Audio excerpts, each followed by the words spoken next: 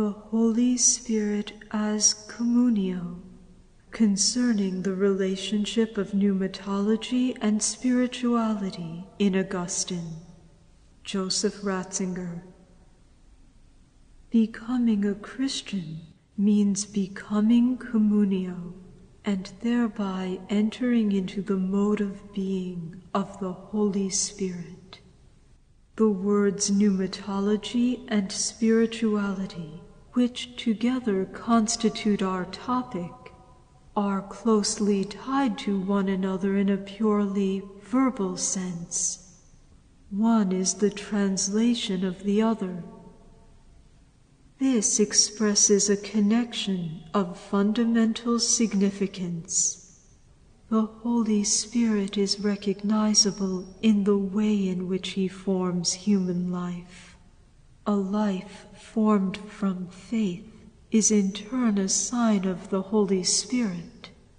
To speak of Christian spirituality means to speak about the Holy Spirit. He makes himself recognizable by gaining a new center for human life. Speaking about the Holy Spirit includes looking at him in man, to whom he has given himself.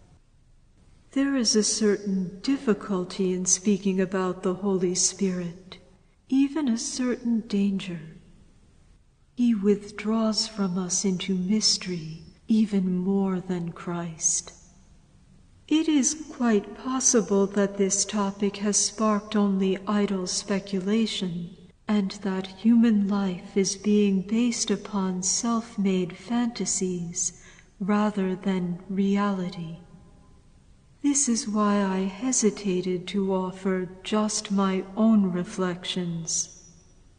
It seems to me that 3 conditions must be fulfilled to speak meaningfully, reliably, and defensively about the Holy Spirit. First, it cannot be talk based upon pure theory, but must touch an experienced reality that has been interpreted and communicated in thought. But experience alone does not suffice. It must be tested and tried experience, so that one's own spirit does not take the place of the Holy Spirit. Third, in consequence, suspicion will always arise when someone speaks on his own account, from within. Such speech contradicts the Holy Spirit's mode of being, for he is characterized precisely by not speaking on his own. John 16:13. In this respect, originality and truth can easily lead to a paradox. But that means that trust is only appropriate when one does not speak on a purely private account, but from an experience of the Spirit tested in front of and standing in the context of the whole. That is, when one submits the experience of Spirit to the entirety of the Church. This presupposes as an axiom of Christian faith that the Church herself, when she truly exists as Church, is a creation of the Spirit. Thus, a proper treatment of my topic consists in condensing the great witnesses to the Spirit in the history of the Church into directions for life in the Spirit. I have settled for making comments on Augustine's doctrine of the Spirit. This has the disadvantage of less relevance, but the advantage that a great witness of the tradition is speaking to us.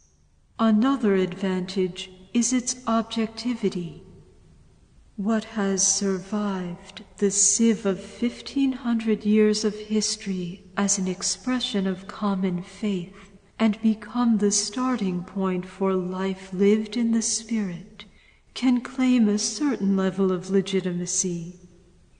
Augustine himself is quite conscious of the difficulty of the matter. He also struggles with objectivity. He questions originality and trusts whatever can be objectively found in the common faith of the Church. He proceeds to try to grasp the essence of the Holy Spirit by interpreting his customary names. He does not probe the topic pneumatology and spirituality. For him, pneumatological questioning is intrinsically spiritual questioning. His questions are not about things, but about what is defined as light and love, and therefore can only be seen by entering into their holiness and warmth.